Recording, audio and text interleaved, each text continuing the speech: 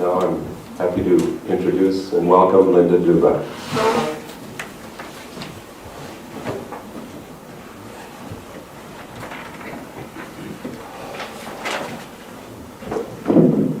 Good morning, everyone. Good morning.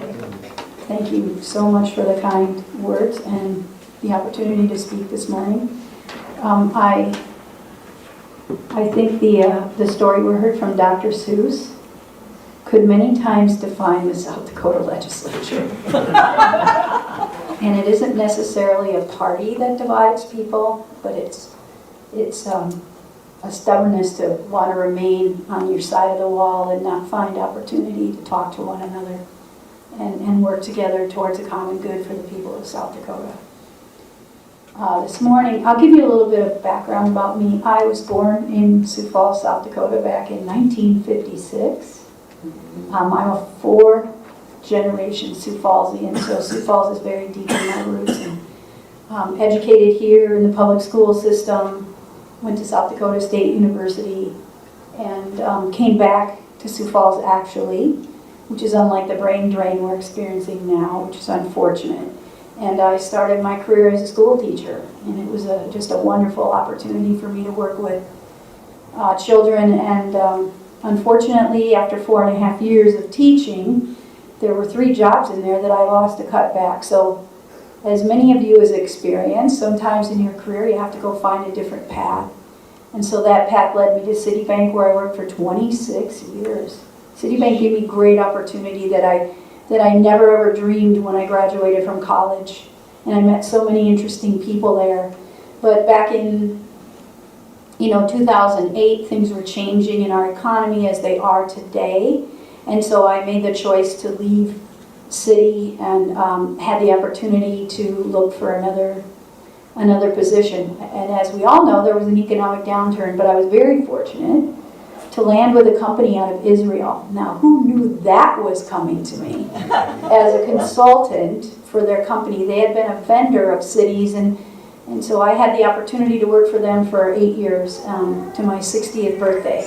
And unbeknownst to, I actually told them when they interviewed me that when I turned 60, my goal was to leave corporate America and really return to my community, so to speak, to do public service work, nonprofit work. And so I did. I quit a very excellent and well-paying position at age 60, and I was able to go to take a job as, some of you might have heard of that program, the Girls on the Run coordinator out of Envy. Yeah. And I did that for 2 years for the state of South Dakota. And for all young girls across the state, it was just a tremendous opportunity to work with the youth in our state. But I also had another dream of running for office. And that nonprofit, it would not have been possible for me to serve in the legislature and work in that capacity. So I resigned my position, and the people of District 15 found it, they found me agreeable, and they elected me to the legislature in the fall of 2018. In the meantime, I went back to the Sioux Falls School District where I started 40 plus years prior, and they hired me back. And so for 3 years, up until May of last year, I worked as an educational assistant at Laura B. Anderson Grade School. Some of you may know where that is in the northeast part of town. It's a wonderful community of people. Many of the children at Laura B. are first-generation immigrants. And it was just 3 years of the most wonderful thing that I could have done to end my professional career as a paid worker. And in the meantime, the school district allowed me to go back to Pierre every January for 3 months and work as a legislator. And so that was just an opportunity. I did retire last May. I hit that magical age of 65 where Medicare kicks in. And so when I hear Medicaid expansion, I know how important it is to have medical coverage and medical benefits, and it should be, a right and not a privilege. And so, I was able to work up until my 65th year, and now I'm I'm taking full advantage of Medicare, one might say. I had a little bit of it'll be a year on Tuesday that I suffered a heart attack. And now Peter and I have known each other for, I don't know, 30 years. I've run the Boston Marathon with Peter and many a long run. But sometimes we can't see inside our body and understand our genetics. And my genetics worked against me and put me flat on my back a year ago. But by the grace of God and great medicine, I stand here before you today, a year later, much healthier than I was a year ago. So that's a good news transaction, right? Yeah. And I was able to work through all of that all last summer into the fall and through the legislative session. The legislature meets, for those of you who don't know, we meet from January through March each year. We attend 4 days a week, and then one day we have the opportunity to come back. Some people stay here. I tend to come home every weekend. I did that for those first 3 years so I could go back and at least keep up with the kids at Laura B. And now I come back because I think it's just important to be in my district and talking to the people of Sioux Falls and in District 15. So we started on January 10th. I actually serve on the Appropriations Committee, and we started a week earlier. So we finished our session on March 28th. We actually finished on the 10th, and then we have a 2-week hiatus in there, and we go back on what we call veto day to deal with any vetoes that the governor might have. And then, as you know, it's well publicized that we also went back on April 12th to deal with an impeachment of the Attorney General. So needless to say, it was quite an eventful and interesting year in the legislature, and I'm going to talk to you a little bit about the budget, since I spend a large portion of my time in appropriations meetings. Our meetings start every day at 7:30, and we don't break until 12 and sometimes 12:30, which does give me a little bit of time to run and get something to eat and then prepare for the afternoon session with a 1-hour meeting with my caucus. But I spend a tremendous amount of time focusing on the budget itself and the departmental information that comes to us in the terms of hearings, and then all of the bills that are brought before the Appropriations Committee before they can go to the floor. So when we talk about the budget, this year was highly unusual because of the amount of federal money coming into our state. And that seems to be a topic that everyone wants to know. What did we spend all that COVID money on, right? Where did it go? And how did it get used? And is there any left over? Well, there are three parts of the South Dakota budget. We have general funds, which we in this room contribute to. It's our sales tax and any of the other taxes that we pay. Our wheel tax, you buy your hunting licenses, you pay for your car license. There's excise taxes through construction. There are several ways that fund the general fund. And the general fund this year, part of our overall budget was $5.2 million. $billion, excuse me, not 5.2 million, $5.2 billion budget here in the state of South Dakota. And of that, 1.8 billion came from general funds.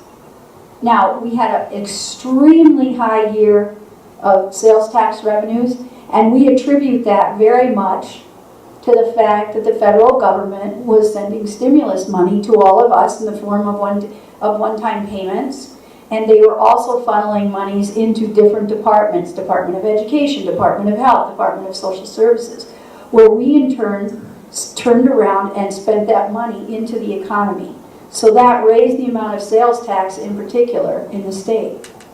We also, of that $5.2 billion, we received $1.8 billion, or the same amount that we get from sales from federal funds. Federal funds, and the majority of those federal funds come in the form of Medicaid and Medicare payments to the state, and then other grants that different departments are receiving to run their budget, such as the Department of Social Services. And Game Fish and Parks. Game Fish and Parks receives a sizable amount of money from the federal government to do some of the work that they do. The Department of Transportation, they receive federal funding for highway work and road work and other things that we do. So imagine that 1/3 of the funding that we get to fund the state comes from the federal government. Just imagine that. Also us, because we're taxpayers, right?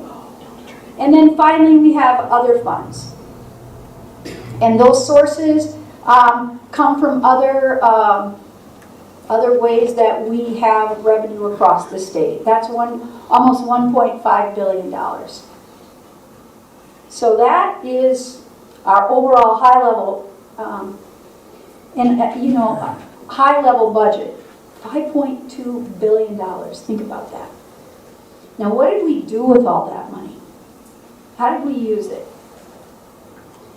Well, we took 6% and applied that to an increase in salaries for all state workers. So if we have any state workers in here, you will see that on July 1st. Or you better see it, and if you don't, I want you to contact me about that. We sent 6% of it to our school districts. Now, school districts can take that money and they can distribute that how they want. We want them to apply that to teacher salaries. And for the most part, they do, but not always.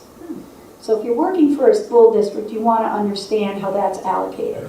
We at the state level do not have the ability down at the local control level to determine that.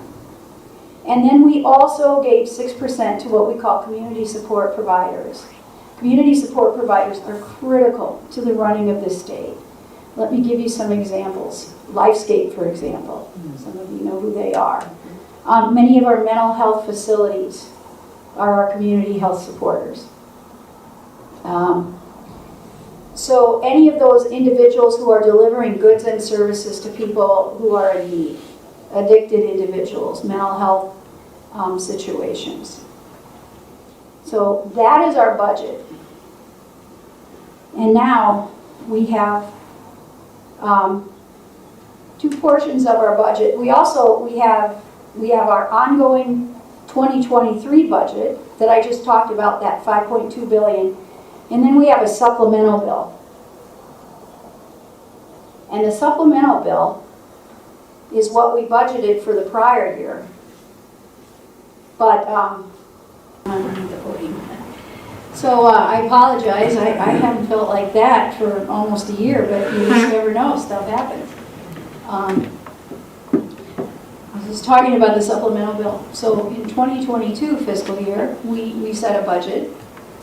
And then in the middle of the year, we come back as we start appropriations in January. Our fiscal year goes from July 1 to June 30th. So when we come back in January, we've already finished 6 months of the 2022 fiscal year, and we're looking at it and saying, okay, how are we doing? Well, we had a windfall of money, a huge windfall of money. Excuse me. We had $200 million. So what do you do with that? How can you best utilize that and help the people of South Dakota? And again, much of this was due to our increase in sales tax revenue, but also the CARES money that we had received had a tremendous impact over the last 18 months. And when you put those into the South Dakota economy, good things happen, right? So here's what we did with that one-time money. We took $150 million of it, and we applied it to housing, and in particular housing infrastructure.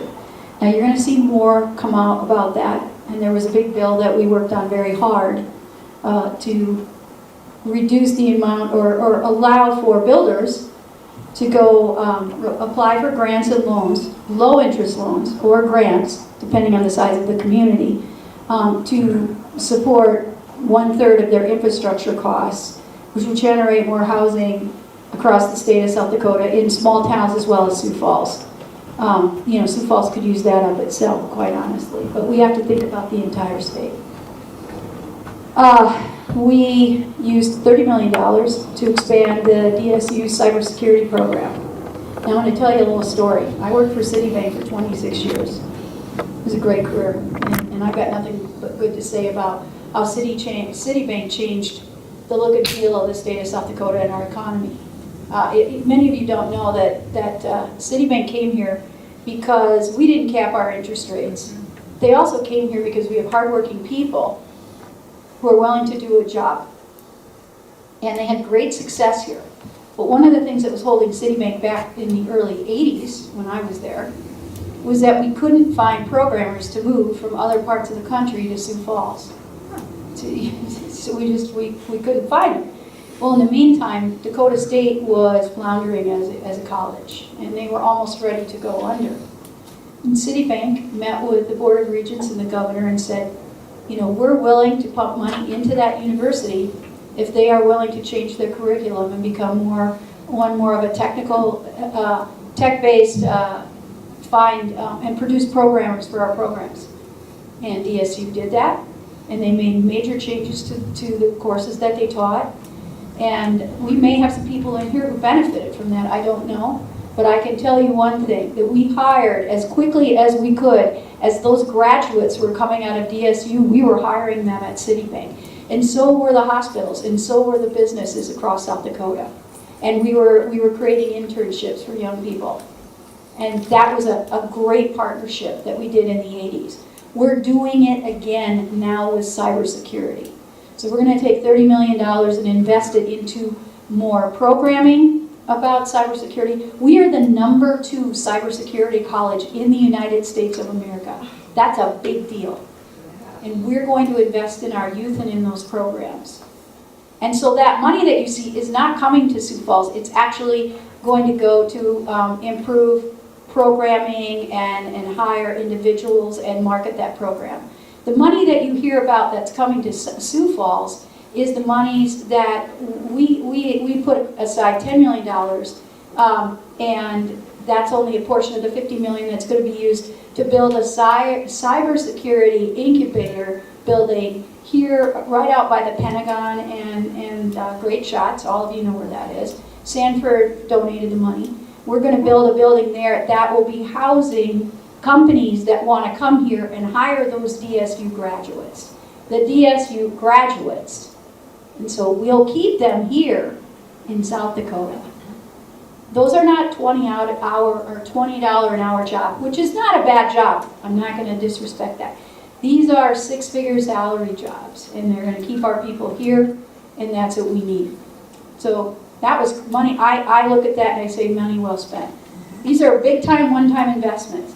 $25 million we're investing to fix our rural access infrastructure, our culverts in our buildings. If you've traveled on rural roads, you'll see the crumbling of these structures and our culverts, and we need to reinvest in that. Our farmers need those roads to be safe and open when they're trying to bring their crops. We spent $15 million on a biomedical innovation facility that's going to break ground, or if it already hasn't, this spring, out in the northeast part of the city of Sioux Falls. We have a biotech building out there. We need to build another one. We have companies that want to move here and use them as a startup, but they won't come here if we don't have the facilities to bring them here. So we're going to have, it's going to be called the Discovery District. We've got a similar one up in Brookings, and now we'll have one in Sioux Falls that'll be affiliated with the University of South Dakota. We applied $10.2 million to our nursing homes, which actually has now ballooned into $30 million. So we took $10 million of one-time funding and spread it out across our nursing homes because they they're crushed under their increasing costs, their need for safety because of COVID, and their rising costs due to nursing. If you haven't noticed, we have a nursing crisis in this state, as well as all over the United States. And so we're having to hire travel nurses who are at a much higher rate than normal. So we gave them $10 million, and the federal government matched that twofold, and we got another 20 million. And so we're helping our nursing homes. Isn't that what we should be doing? Absolutely. We gave $8.8 million to the Cultural Heritage Museum out in Pier. If you haven't been out there, get the opportunity to go. It's a jewel, but it's 35 years old and it's leaking and it needs repair. So repair it. We gave $8 million to Lifescape. Now they've raised 56 million of their own dollars, and they'll be announcing where they're going to build their new campus. That old campus broke ground in 1948, 8 years before I was born, and that was my neighborhood. I grew up in that area of Sioux Falls. I went to Spellerberg Park every day. There wasn't a day that I didn't pass. You know, back in those days we called it Crippled Children's. Yeah. Lifescape is a blessing to us, and the work that they do for our disabled young people and families, you can't know the importance of that money that I believe is very well spent. We're investing $7.5 million into Lake Area Votech for manufacturing.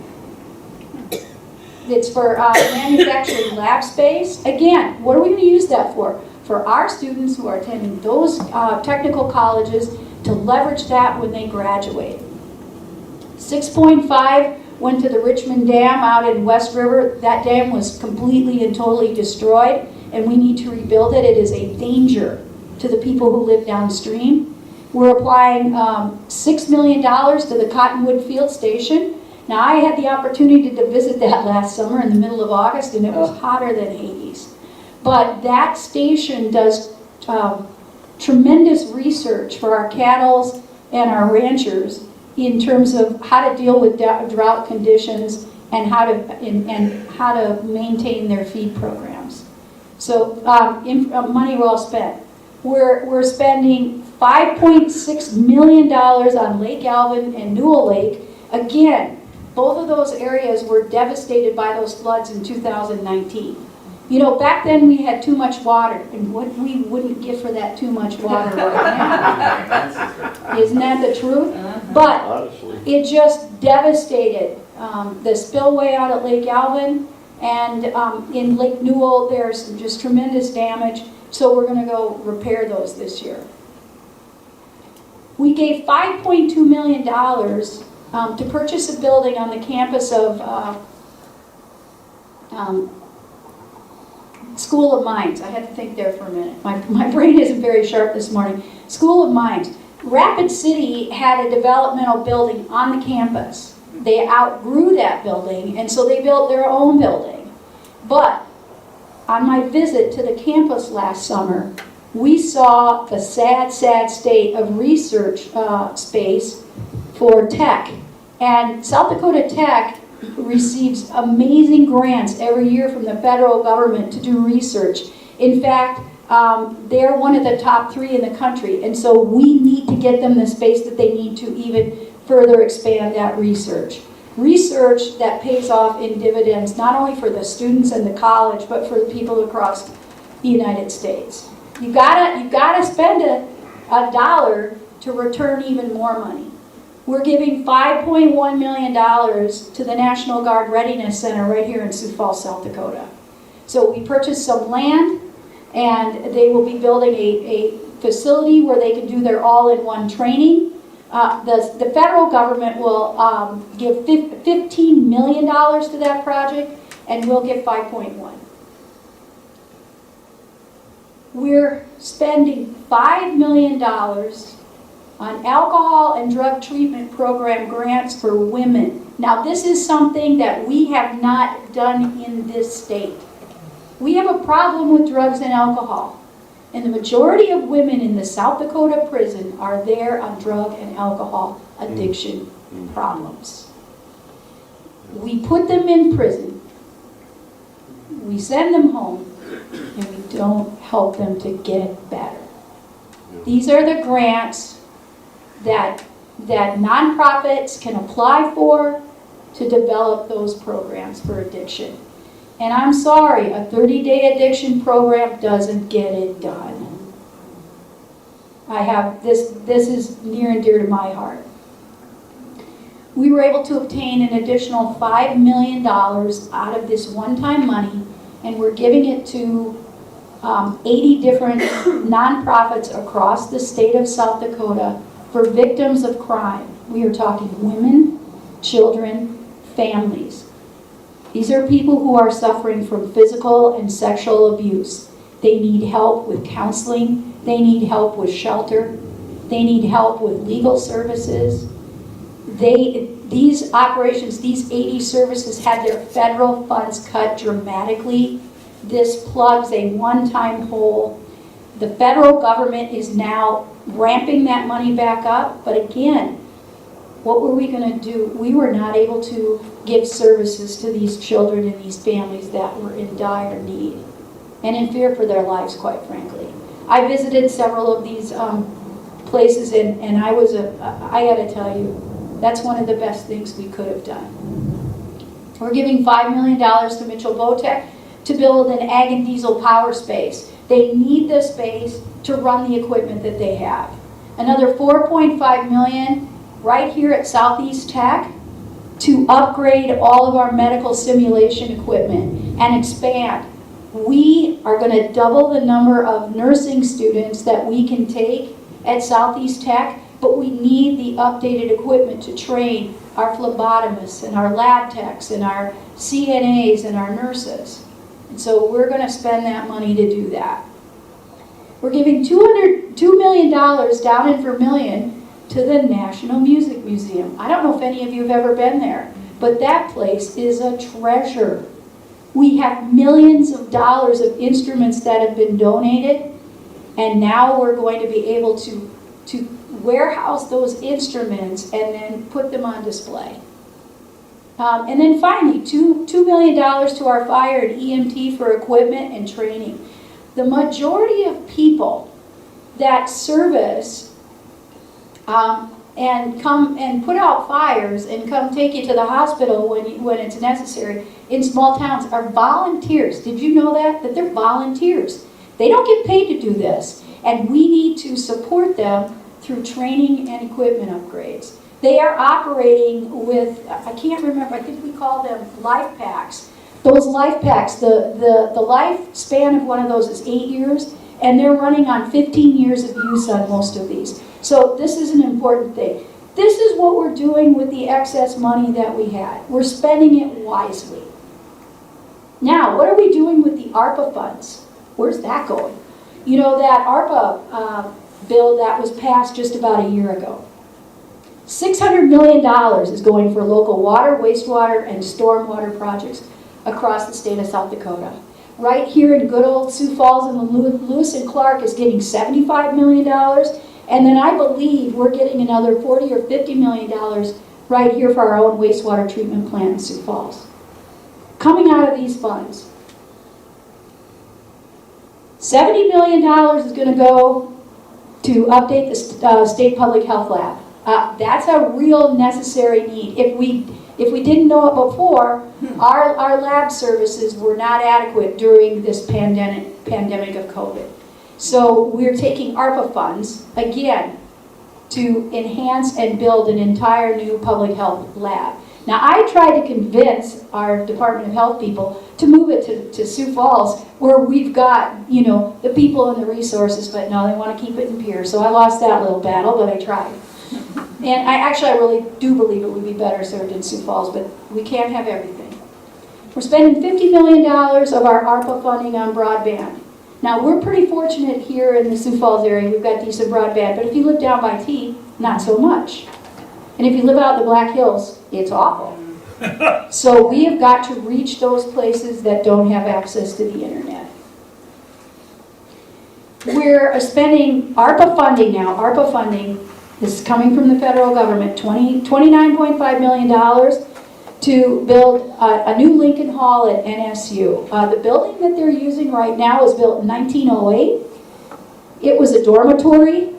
It's time. It's asbestos filled. It doesn't meet the needs of the students nor the university.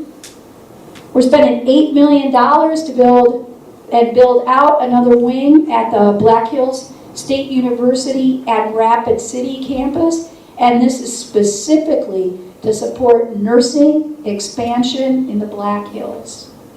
Again, we're finding it very hard to train and retain nurses in the western part of the state, and this is our opportunity to double that size, and they will be part of the SDSU nursing program. We're going to spend $5.8 million in Pierre on the women's prison to build a valuable mental health service, to expand mental health services and physical health services for our women's prison in Pierre. If you haven't visited it, it's a sad, sad, sad place right now. We did not support the $36 million request that the governor made to build a women's prison in Rapid City. We're going to be looking at that, and I'll talk to that in a minute. But, and there's a reason for that. So that gives you an idea of all of those funds that we handled in the legislative session in 2022. It's a lot of money. It'll boggle the mind at times. But what I want you to understand is we're trying to focus on the people of the state to improve education opportunities, to improve health care, to improve just our overall quality of life. We have a long, long way to go. Now this summer, there are going to be four committees that will be working throughout the summer. I'm asking to be on the Juvenile Justice Committee and on the Prison Facilities Committee. I don't know if I'll get assigned to either of them. I'm hoping at minimum juvenile justice. We need to take a look at what we're not doing for our young people who are suffering from trauma and turmoil. And 6 years ago, we passed a law that said we've got to stop incarcerating our juveniles and start rehabilitating them. We had the highest rates of juvenile prison sentencing in the country. So we've cut that back by 70%. But what we didn't do is we didn't fund the programs that are needed for those diversions to help them get better. We've somewhat funded it, but our focus now is going to be on really what are the needs for kids that are struggling. And in many cases, they're breaking the law because they're suffering from other issues, traumas that you and I can't even fathom or imagine. All right, so we need to help them. And I'm going to be part of that study that'll come back and make recommendations. One of the other things that we're looking at, the governor has asked to spend $600 million on new prison facilities. So I'm trying to get on that committee since I'm on appropriations. Took a look at what we really need.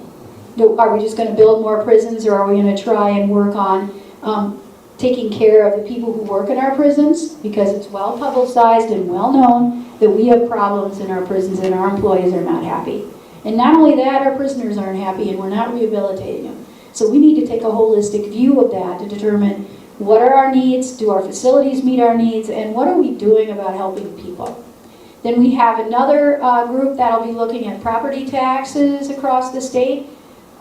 With the rise in value, up go our property taxes. I just wrote a big fat check on Friday, as I'm sure many of you did. And we also have one more group that's going to be looking at how we can regionalize, again, prisons. We're really worried about locking people up rather than rehabilitating. But some of the counties across the state cannot house their prisoners, so they want to look at regional options. So those are the things that are happening across the state of South Dakota. You should get engaged, get involved, meet your legislators, ask them questions, and let them know what is important to you. Because none of us should be out there acting upon what we think is best, but what you think is best. So I appreciate your time today and your patience. I feel a little bit better, but I'm going to probably go home and lay down.